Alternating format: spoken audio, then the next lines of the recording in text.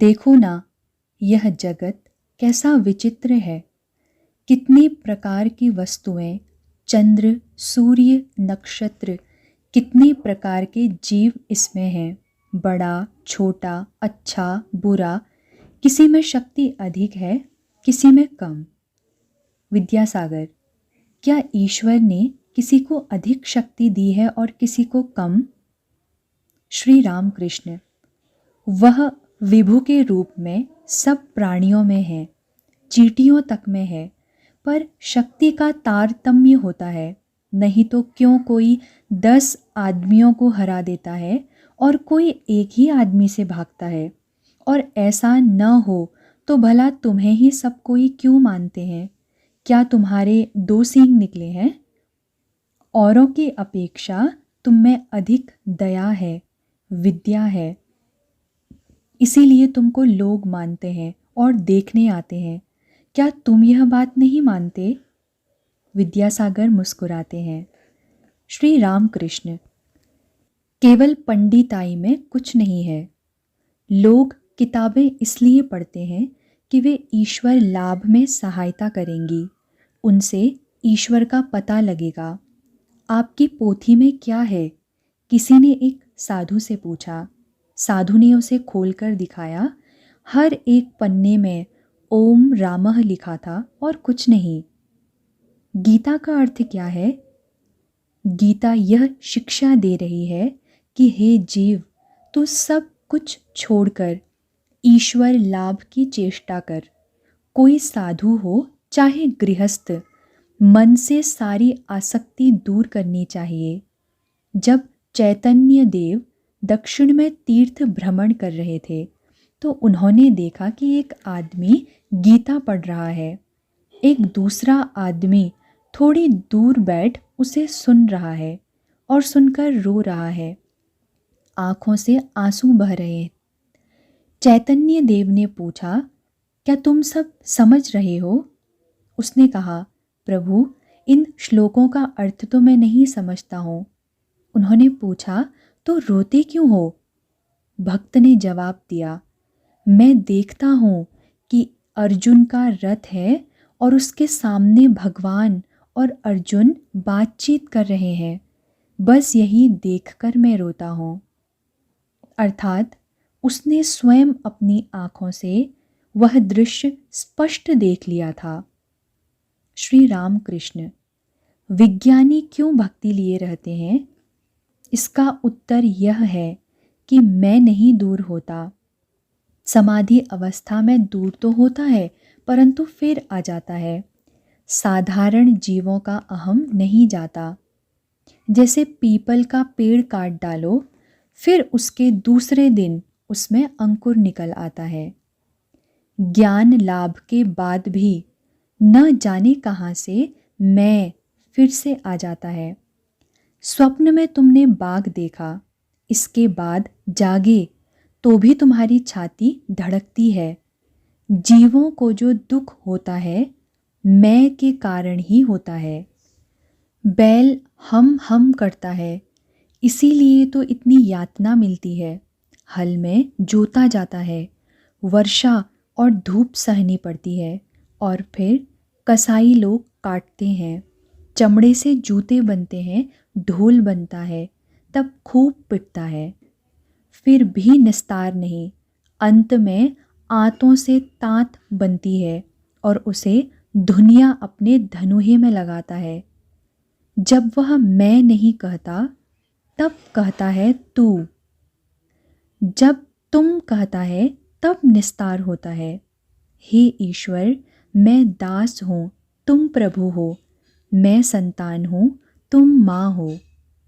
राम ने पूछा, हनुमान, तुम मुझे किस भाव से देखते हो?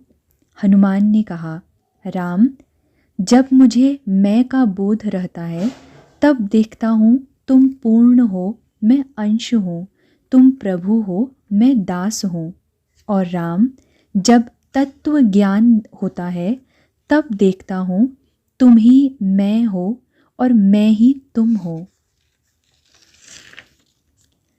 मैं और मेरा ये दोनों अज्ञान हैं, यह भाव कि मेरा घर है, मेरे रुपये हैं, मेरी विद्या है, मेरा यह सब ऐश्वर्य है, अज्ञान से पैदा होता है। और यह भाव ज्ञान से कि हे ईश्वर, तुम करता हो और तुम सब तुम्हारी चीज़ें हैं। घर परिवार, लड़के बच्चे, स्वजन वर्ग, बंधु बांधव, यह सब तुम्हारी वस्तुएं हैं। मृत्यु का सर्वदा स्मरण रखना चाहिए। मरने के बाद कुछ भी न रह जाएगा। यहाँ कुछ कर्म करने के लिए आना हुआ है। जैसे कि देहात में घर है, परंतु काम करने के लिए कलकत्ते आया जाता है।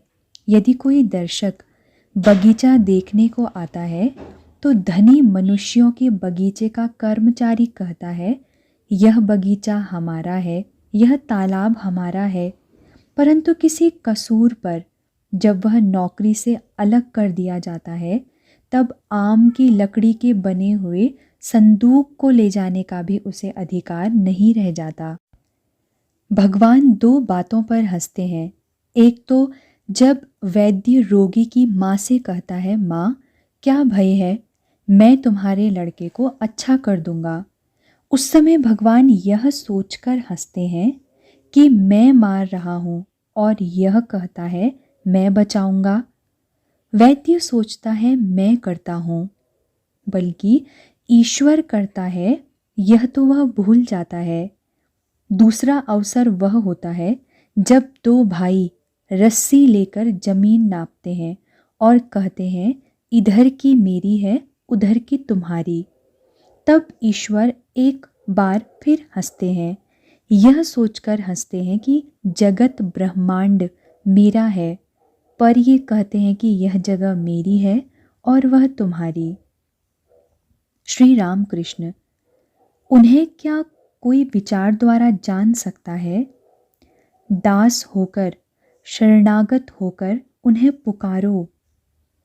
विद्यासागर के प्रति हंसते हुए, अच्छा तुम्हारा भाव क्या है? विद्यासागर मुस्कुरा रहे हैं। कहते हैं, अच्छा यह बात आपसे किसी दिन निर्जन में कहूँगा। सभी हंस पड़े। श्री राम कृष्ण साहस्य, उन्हें पांडित्य द्वारा विचार करके कोई जान नहीं सकता। यह कहकर श्री राम कृष्ण प्रेम से मतवाले होकर गाने लगे, जिस संगीत का मर्म कुछ इस प्रकार है। कौन जानता है कि काली कैसी है? षट दर्शनों ने उसका दर्शन नहीं पाया। मूलाधार और सहस्रार में योगी लोग सदा उसका ध्यान करते हैं। वह पद्म वन में हंस के साथ हंसी जैसे रमण करती है। वह आत्मा राम की आत्मा है, प्रणव का प्रमाण है। वह इच्छामयी अपनी इच्छा के अनुसार घट घट में विराजमान है। माता के जिस उदर में यह ब्रह्मांड समाया हुआ है, समझो कि वह कितना बड़ा हो सकता है। काली का माहात्म्य महाकाल ही जानते हैं, वैसा और कोई नहीं समझ सकता। उसको जानने का लोगों का प्रयास देखकर प्रसाद हंसता है। अपार सागर का कोई तैरकर पार कर सकता है क्या? यह मेरा मन समझ रहा है, परंतु फिर भी जी नहीं मानता। वामन होकर चंद्रमा की ओर हाथ बढ़ाता है। सुना, कहते हैं माता के जिस उदर में ब्रह्मांड समाया हुआ है, समझो कि वह कितना बड़ा है। और यह भी कहा है कि षट दर्शनों ने उसका दर्शन नहीं पाया। पांडित्य द्वारा उसे प्राप्त करना असंभव है। विश्वास और भक्ति चाहिए। विश्वास कितना बलवान है, सुनो। किसी मनुष्य को लंका से समुद्र के पार जाना था। विभीषण ने कहा, इस वस्तु को कपड़े के एक छोर में बांध लो तो बिना किसी बाधा के पार हो जाओगे, जल के ऊपर से चलकर जा सकोगे। परंतु खोलकर न देखना, खोलकर देखोगे तो डूब जाओगे। वह मनुष्य आनंद पूर्वक समुद्र के ऊपर से चला जा रहा था। विश्वास की ऐसी शक्ति है। कुछ रास्ता पार कर वह सोचने लगा कि विभीषण ने ऐसा क्या बात दिया जिसके बल से मैं पानी के ऊपर से चला जा रहा हूँ। यह सोचकर उसने गांठ खोली और देखा तो एक पत्ते पर केवल राम नाम लिखा था। तब वह मन ही मन कहने लगा, अरे बस यही है। ज्यों ही यह सोचा कि डूब गया। यह कहावत प्रसिद्ध है कि राम नाम पर हनुमान का इतना विश्वास था कि विश्वास ही के बल से वे समुद्र लांघ गए, परंतु स्वयं राम को सेतु बांधना पड़ा था। यदि उन पर विश्वास हो तो चाहे पाप करे और चाहे महापातक ही करे, किंतु किसी से भय नहीं होता। यह कहकर श्री रामकृष्ण भक्त के भावों से मस्त होकर विश्वास का महात्म्य गा रहे थे, जिसका भावार्थ है, दुर्गा दुर्गा अगर जपूं मैं, जब मेरे निकलेंगे प्राण, देखूं कैसे नहीं ताड़ती, कैसे हो करुणा की खान। विश्वास और भक्ति, भक्ति से वे सहज ही मिल जाते हैं, वे भाव के विषय हैं। यह कहते हुए श्री रामकृष्ण ने फिर भजन आरंभ किया। उसका भाव है, मन तो अंधेरे घर में पागल जैसा उनकी खोज क्यों कर रहा है। वह तो भाव का विषय है। बिना भाव के अभाव द्वारा क्या कोई उन्हें पकड़ पाता है। पहले अपनी शक्ति द्वारा काम क्रोध आदि को अपने वश में करो। उसका दर्शन न तो षट दर्शनों ने पाया, न निगमागम तंत्रों ने। वह भक्ति रस का रसिक है, सदा आनंद पूर्वक हृदय में विराजमान है। उस भक्ति भाव को पाने के लिए बड़े बड़े योगी युग युगांतर से योग कर रहे हैं। जब भाव का उदय होता है तब भक्त को वह अपनी ओर खींच लेता है, जैसे लोहे को चुंबक। गाते हुए श्री रामकृष्ण समाधिस्थ हो गए। हाथों की अंजलि बंध गई, देह उन्नत और स्थिर, नेत्र स्पंदहीन हो गए। पश्चिम की ओर मुंह किए उसी बेंच पर पैर लटकाए बैठे रहे। सभी लोग गर्दन ऊंची करके यह अद्भुत अवस्था देखते रहे। पंडित विद्यासागर भी चुपचाप एकटक देख रहे हैं। श्री रामकृष्ण प्रकृतिस्थ हुए, लंबी सांस छोड़कर फिर हंसते हुए बातें कर रहे हैं। ब्रह्म और शक्ति अभेद हैं, जैसे कि अग्नि और उसकी दाहिका शक्ति। अग्नि कहते ही दाहिका शक्ति का ज्ञान होता है और दाहिका शक्ति कहने से अग्नि का ज्ञान। एक को मानिए तो दूसरा भी साथ मान लिया जाता है। उन्हीं को भक्तजन माँ कहकर पुकारते हैं। माँ बड़े प्यार की वस्तु है ना। ईश्वर को प्यार करने से वे प्राप्त होते हैं। भाव, भक्ति, प्रीति और विश्वास चाहिए। एक गाना और सुनो। उसका भावार्थ, चिंतन करने से भाव का उदय होता है। जैसा भाव होगा लाभ भी वैसा होगा। मूल है प्रत्यय। काली के चरण सुधा सागर में यदि चित्त डूब जाए तो पूजा, होम, याग, यज्ञ कुछ भी आवश्यक नहीं। चित्त को उन पर लगाना चाहिए, उन्हें प्यार करना चाहिए। वे सुधा सागर हैं, अमृत सिंधु हैं। इसमें डूबने से मनुष्य मरता नहीं, अमर हो जाता है। किसी किसी का यह विचार है कि ईश्वर को ज़्यादा पुकारने से मस्तिष्क बिगड़ जाता है, पर बात ऐसी नहीं। यह तो सुधा समुद्र है, अमृत सिंधु है।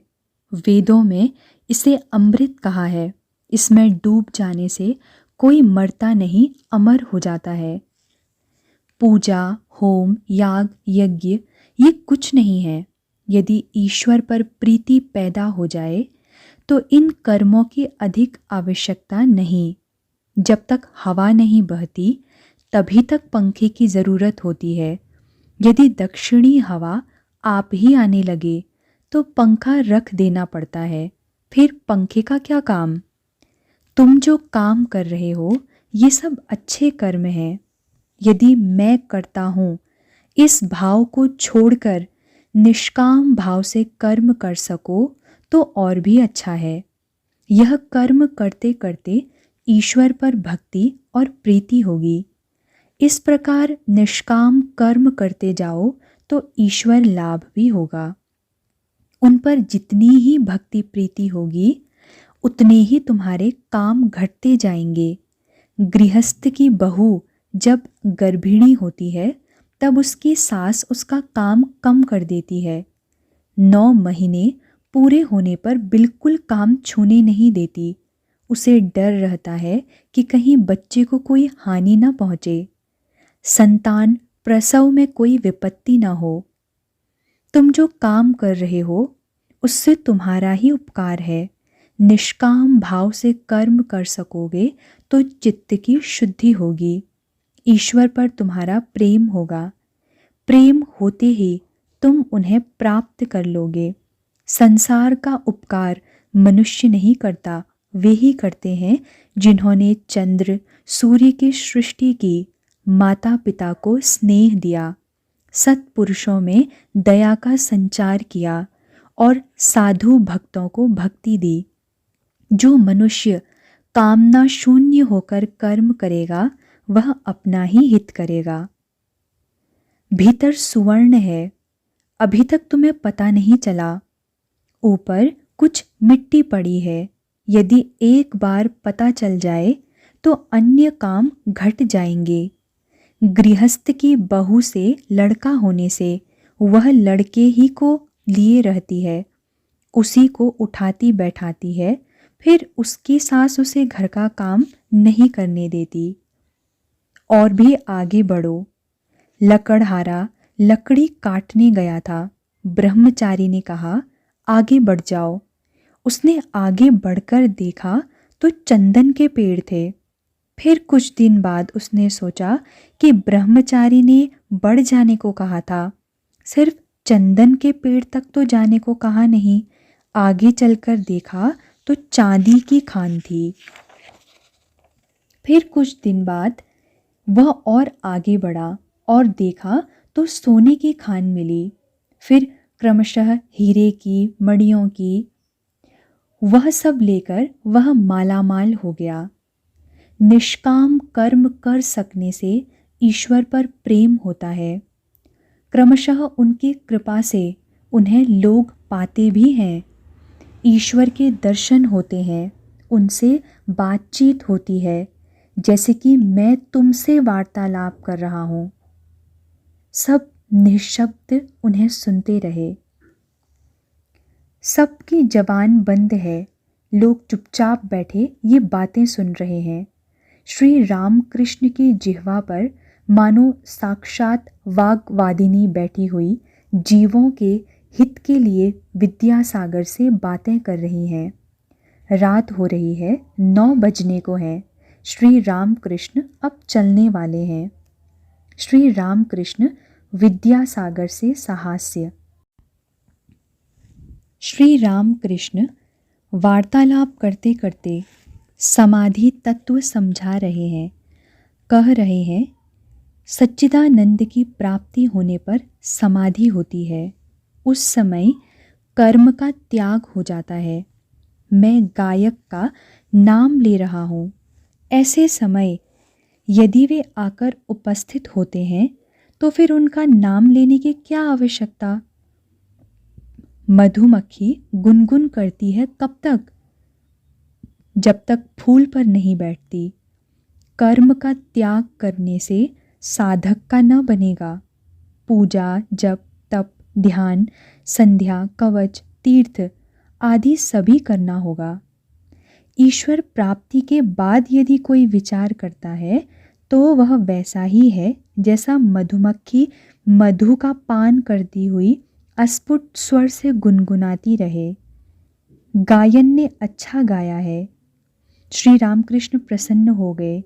उससे कह रहे हैं, जिस मनुष्य में कोई एक बड़ा गुण है, जैसे संगीत विद्या, उसमें ईश्वर की शक्ति विशेष रूप से विद्यमान है।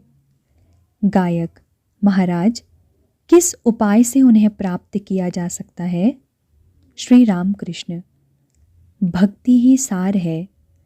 ईश्वर तो सर्वभूतों में विराजमान है, तो फिर भक्त किसे कहूँ? जिसका मन सदा ईश्वर में है। अहंकार, अभिमान रहने पर कुछ नहीं होता। मैं रूपी टीले पर ईश्वर कृपा रूपी जल नहीं ठहरता, लुढ़क जाता है। सब मार्गों से उन्हें प्राप्त किया जा सकता है। सभी धर्म सत्य है। छत पर चढ़ने से मतलब है, सो तुम पक्की सीढ़ी से भी चढ़ सकते हो, लकड़ी की सीढ़ी से भी चढ़ सकते हो, बांस की सीढ़ी से भी चढ़ सकते हो, रस्सी के सहारे भी चढ़ सकते हो, और फिर एक गांठदार बांस के जरिए भी चढ़ सकते हो। यदि कहो दूसरों के धर्म में अनेक भूल कुसंस्कार हैं, तो मैं कहता हूँ, हैं तो रहे। भूल सभी धर्मों में है। सभी समझते हैं मेरी घड़ी ठीक चल रही है। व्याकुलता होने से ही हुआ। उनसे प्रेम आकर्षण रहना चाहिए। वे अंतर्यामी जो हैं, वे अंतर की व्याकुलता आकर्षण को देख सकते हैं।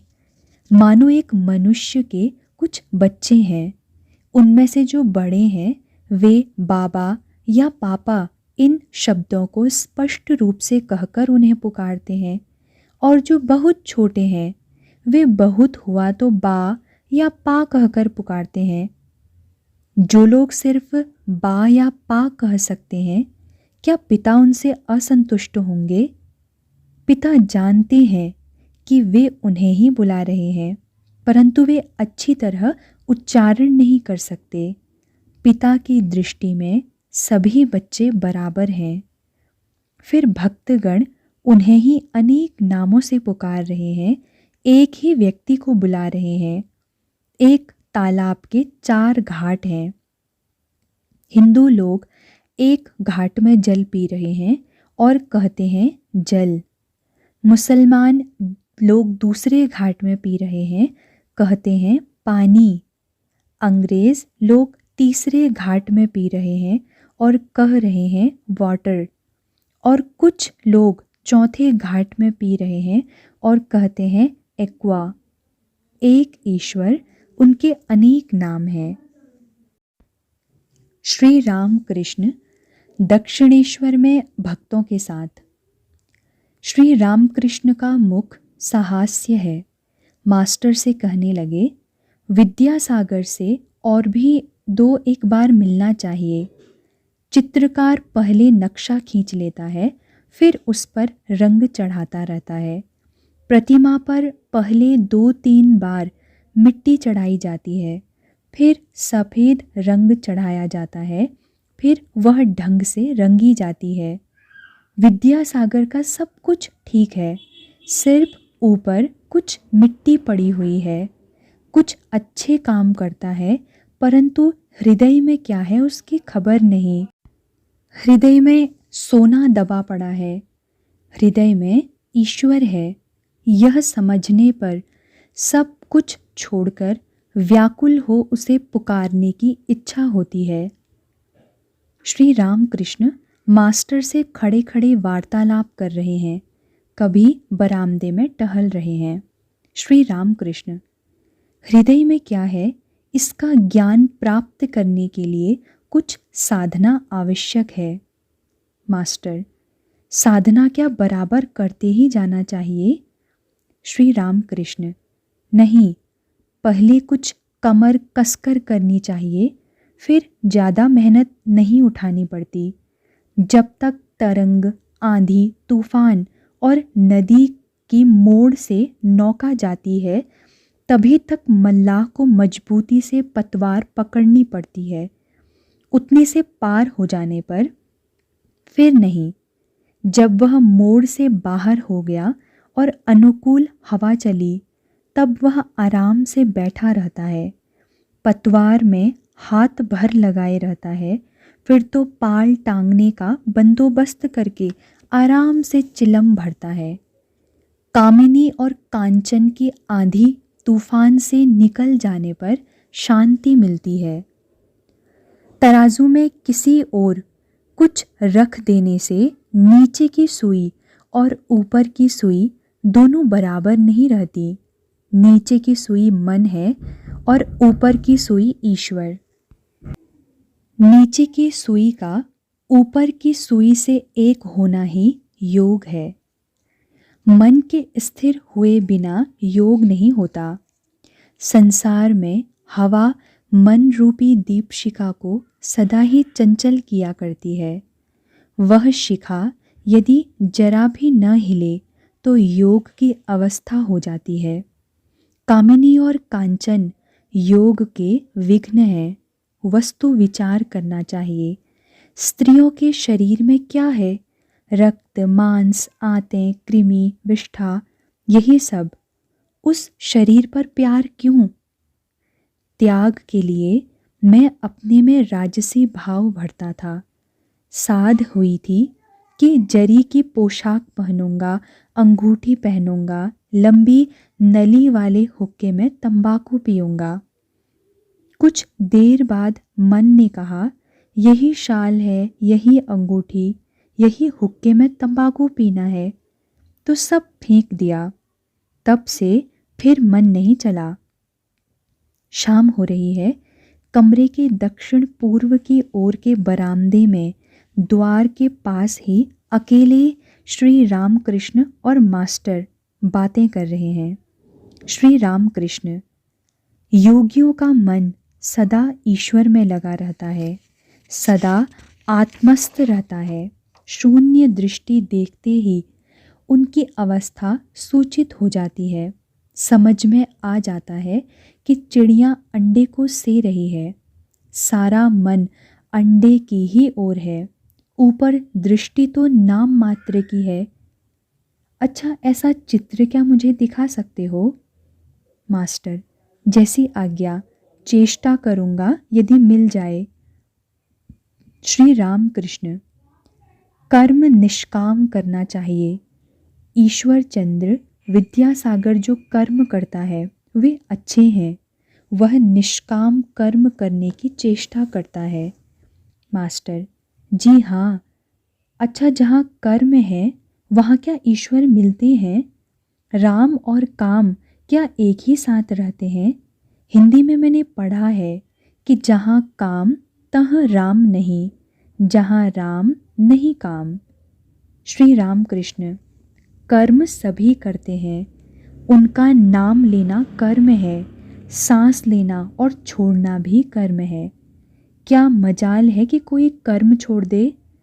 इसीलिए कर्म करना चाहिए, किंतु फल ईश्वर को समर्पित कर देना चाहिए। मास्टर, तो क्या ऐसी चेष्टा की जा सकती है कि जिससे अधिक धन मिले? श्री रामकृष्ण, हाँ, की जा सकती है, किंतु यदि विद्या का परिवार हो तो? अधिक धन कमाने का प्रयत्न करो, परंतु सद उपाय से। उद्देश्य उपार्जन नहीं, ईश्वर की सेवा है। धन से यदि ईश्वर की सेवा होती है तो उस धन में दोष नहीं है। मास्टर, घर वालों के प्रति कर्तव्य कब तक रहता है? श्री रामकृष्ण, उन्हें भोजन वस्त्र का अभाव न हो।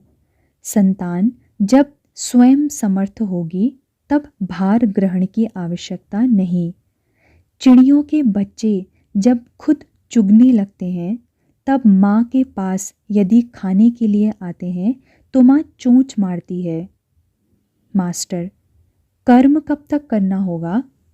श्री रामकृष्ण, फल होने पर फूल नहीं रह जाता। ईश्वर लाभ हो जाने से कर्म नहीं करना पड़ता, मन भी नहीं करता। ज़्यादा शराब पी लेने से मतवाला होश नहीं संभाल सकता। 2 अन्नी भर पीने से कामकाज कर सकता है। ईश्वर की ओर जितना ही बढ़ोगे उतना ही वे कर्म घटाते रहेंगे। डरो मत। गृहस्थ की बहू के जब लड़का होने वाला होता है तब उसकी सास धीरे धीरे काम घटाती जाती है और 10वें महीने में काम छूने भी नहीं देती। लड़का होने पर वह उसी को लिए रहती है। जो कुछ कर्म है, जहाँ वे समाप्त हो गए कि चिंता दूर हो गई। गृहिणी घर का सारा कामकाज समाप्त करके जब कहीं बाहर निकलती है तब जल्दी नहीं लौटती, बुलाने पर भी नहीं आती।